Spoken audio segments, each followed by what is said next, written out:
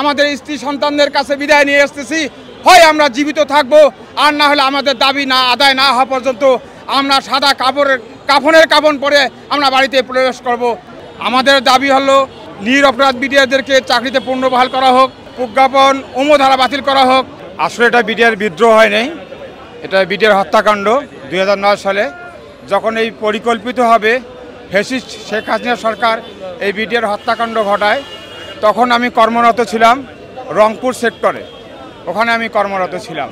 রংপুর সেক্টরে থাকাকালীন সময়েও আমার কোনো দোষ, আমার কোনো অপরাধ কোনো কিছুই ছিল না।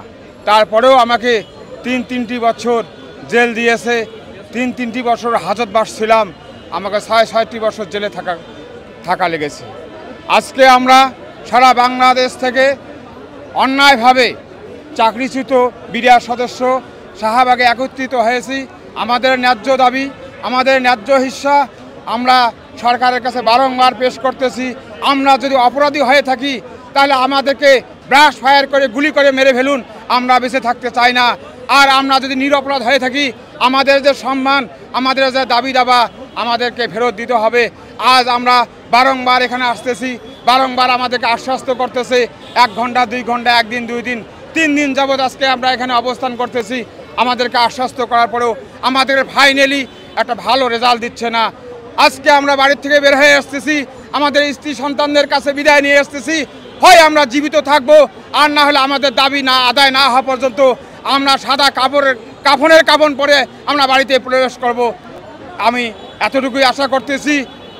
মাননীয় স্বরাষ্ট্র উপদেষ্টা মহোদয় সাহেব, উনি বিডিআরের মহাপরিচালক ছিলেন, উনি অত্যন্ত ভালো মানুষ ছিলেন।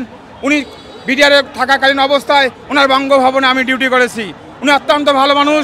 আশা করি উনি আমাদের এই দাবি দাবাগুলো, আমরা যারা নির্দোষ বিডিআর শেখ হাসিনা সরকারের জুলুমের শিকার, আমরা যাতে আমাদের পুনরায় ক্ষতিপূরণ সহ যাদের চাকরির মেয়াদ আছে চাকরি পাইতে পারি, যাদের চাকরি মেয়াদ নাই তারা যেন সুযোগ সুবিধা পাইতে পারি, এই আশাবাদ ব্যক্ত করতেছি।